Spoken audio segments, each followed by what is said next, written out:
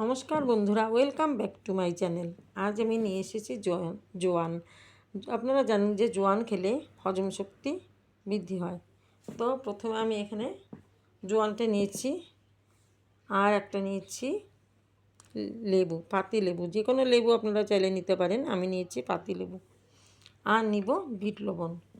তো এই জোয়ানটা আমি এখন ভেজে নেব। তো ভাজা জোয়ানটা নিয়ে এসেছি। এখন পাতি লেবুটা কেটে অল্প পরিমাণ আমি এখানে রস করে নেব, কারণ এখানে জোয়ানটা কম পরিমাণে আছে। আর একটু বেশি জোয়ান হলে তাহলে একটা গোটা লেবু দেওয়া যেত।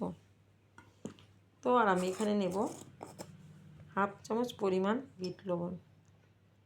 বিট লবণ হজম শক্তি বৃদ্ধি পায় বিট লবণ খেলে। তো এই বিট লবণটা দিয়ে পুরোটা আমি মিশে নেব। এই জোয়ানটা যদি প্রতিদিন খাওয়ার পরে হাফ চামচ করে খাওয়া যায়, তাহলে পেটের যে কোনো সমস্যা রোধ করতে পারে।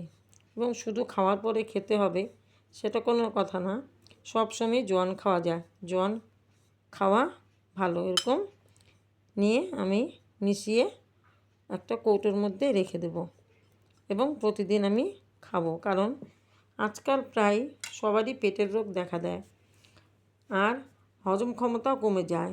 গ্যাস, পেট ফাঁপা সমস্ত রকম রোগ দেখা দেয়।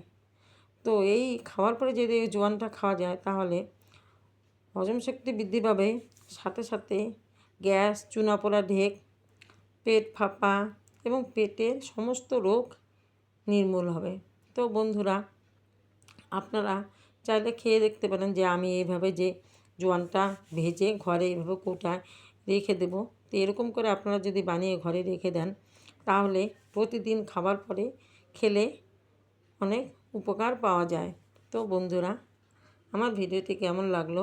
যদি ভিডিওটি ভালো লেগে থাকে তাহলে লাইক, শেয়ার, সাবস্ক্রাইব করবেন। সুস্থ থাকবেন, ভালো থাকবেন।